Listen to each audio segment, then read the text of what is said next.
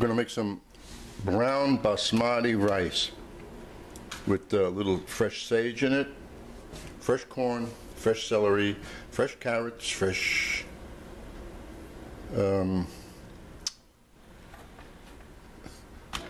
are these again? Shallots. Whoa. And toasted pistachio nuts and toasted almonds. The easiest way to toast them, well, if you're going to buy the pistachio nuts in the shell, they're ready to eat. And they're salted usually. These are fresh, like in a can. Put them on a sheet pan. The same thing with the almonds. Put them in the oven at 250 and just watch the color change gradually. Nothing is burnt. Everything comes out perfect. Or you can do it on top of the stove in a skillet, but then you have to keep on stirring them. So I'm going to cut everything up. We're going to put it together. It takes about an hour. Not for everything. It takes about whatever time it takes you to dice everything up. Excuse me. Dice it up the day before. Then when you come home, within under an hour, you're ready to have this.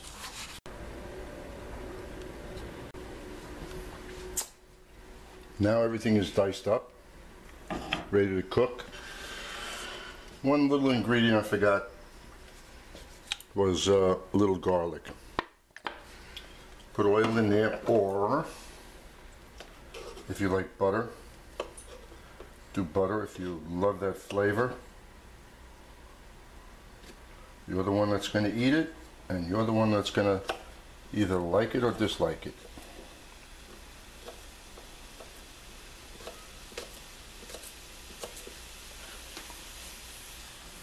So we have the in there right now, sauteing with or without color, the shallots, the celery, the carrots. Why so much in there? Well, you know what? All this imparts flavor into the rice and gives great color, and I'm not using stock. So that's why everything in here is going to just work together. You know, when it comes to cooking, you find that you like to cook with the things that you like, not what other people tell you. If I find a recipe that has certain ingredients in it that I dislike, most likely everyone else that I serve it to will dislike it, because after all these years in cooking and the guests that I've had over here, I do pretty good, but most of it comes from working in the industry, looking at menu items and seeing percentages of what sells. That's where you get the knowledge about what goes and what doesn't go. I'm going to throw the sage in there. I don't usually cook with sage, but you know what? It has a nice aroma. And sometimes you get tired of cooking with the same old herbs all the time, so you switch a little. And if it works out, fine. If it doesn't work out, then you don't use it again in that type of dish.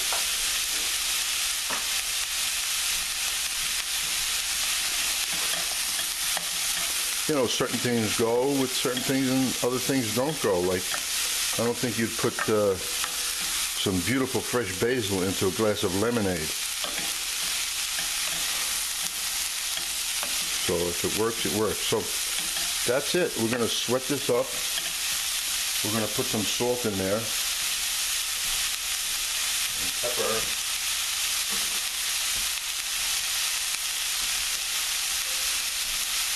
And if you always go by what the package says. This package of brown rice, basmati rice, says 15 minutes. I'm putting 1 tablespoon of salt in there. It may look like a lot, but when all is said and done, and pepper,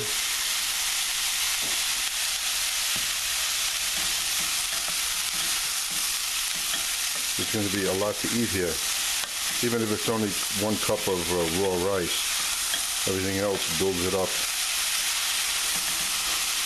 So, meanwhile, back to when you're doing a recipe and you follow the directions on the label, especially in items like this, where if you were to puree this, crush it, what would come out? Water. So therefore, are you still going to put in what it says, 1 cup of this to 2 cups of liquid? So I am going to make a little adjustment, and instead of putting 1 to 2, I'm going to put 1 to 1 3/4. So we're going to get the rice ready, which is going to be 1 cup, and that's measured. And don't forget, a lot of rice is cooked differently. Depends on what part of the world they come from, how long they've been on the shelf. So not everything cooks the same. So we sweated this up nicely. And we love corn in this household, so that's why I threw some fresh corn in there. And watch how colorful this dish is going to be. You know what they say, if it looks good, it should taste good. Now the rice. Using brown basmati rice. Some recipes tell you, oh, coat it with oil and everything comes out nice and fluffy. I've done it so many different ways, and they all work. What's important here is to have a nice tight lid on whatever type pot you're using. So now I'm going to get the water. You could use stock.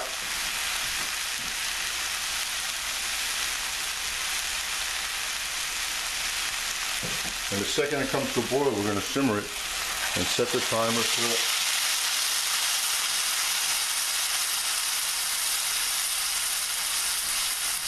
for the time,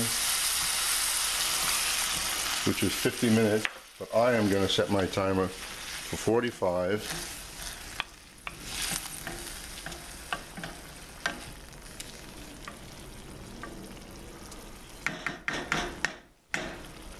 And I might throw some cranberries or currants in there.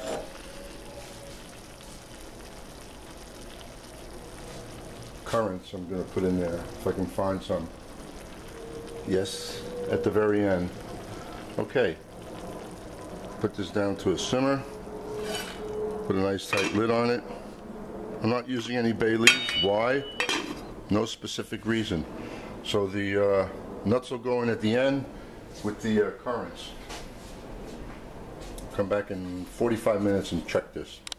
It's been like 40 minutes. So I come over and give it a mix. See how it's going. Very nice.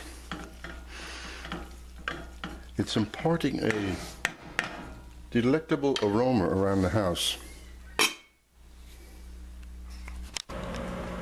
Now we'll just finish this up. The rice is done, looks pretty. Put the nuts in. I put the currants in there already. All the nuts go in there. Finish it off with some chopped parsley, scallions, whatever you like. And this is going to be my side dish.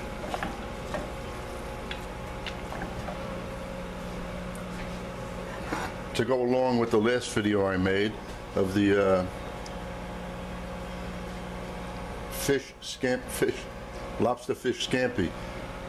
I better stop drinking. Okay, so look at that. That's pretty. It's cooked, colorful, and tasty because all the ingredients in there taste good. So enjoy, and I'll see you next time.